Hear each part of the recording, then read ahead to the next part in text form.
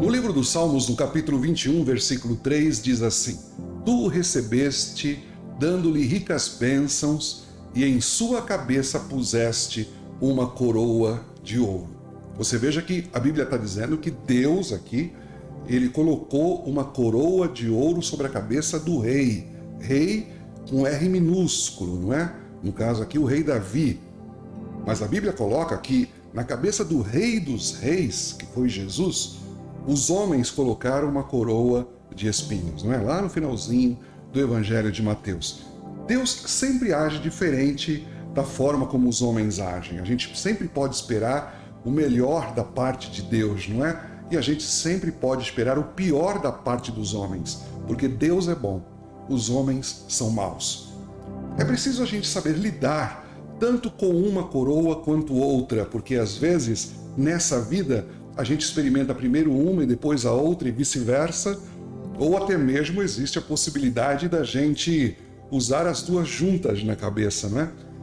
Você veja, por exemplo, José, ele até os 30 anos, ele foi uma pessoa que lhe colocaram coroa de espinho na cabeça, não é? Você veja, os seus irmãos o venderam, coroa de espinho. Depois, lá na casa do mordomo mor de Faraó, a Bíblia fala que a sua mulher tentou seduzi-lo, e porque ele não cedeu a essa tentação, lhe foi colocada uma coroa de espinhos de um abusador, não é? De uma pessoa que tentou fazer um abuso sexual com a mulher do seu patrão.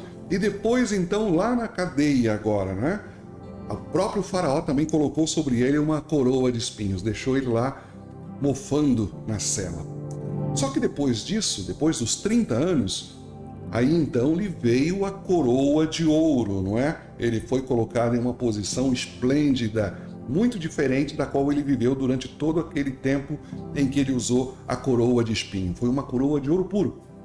Sabe, meus irmãos, o apóstolo Paulo, ele já foi diferente. Ele começou com a coroa de ouro, não é? Das grandes revelações que ele recebeu da parte de Deus. Ele teve uma experiência de ter sido arrebatado até o terceiro céu, não é? É isso que a Bíblia diz.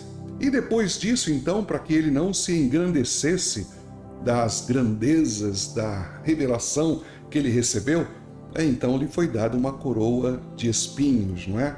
Para que ele não se ensoberbecesse, para que mantivesse a humildade dele no lugar, não é? Proteger a humildade dele. Bom, nós por natureza somos pessoas que, claro, desejamos a coroa de ouro, não é? Nós detestamos a coroa de espinhos, porque a coroa de espinhos, muitas vezes, ela acaba fazendo parte, assim, dos ossos do ofício, não é? Da contingência. A gente acaba entrando nela por uma ocasião, não é? De modo muito natural, em um mundo que está sendo hoje governado pelo maligno. Mas elas não estão fora do controle de Deus. Assim como Satanás, ele só pode peneirar um filho de Deus se Deus o permitir. Ninguém coloca uma coroa de espinhos na nossa frente ou na nossa cabeça, não é? Se o Senhor não nos permitir. Então, sabe, a gente tem que entender que ele só permite quando essa coroa tem o propósito de produzir em nós algum tipo de edificação. Agora, pense comigo, se o próprio Jesus, ele teve uma coroa de espinhos por algum tempo, será que nós estamos isentos de passar por uma experiência dessa? Fica com essa palavra.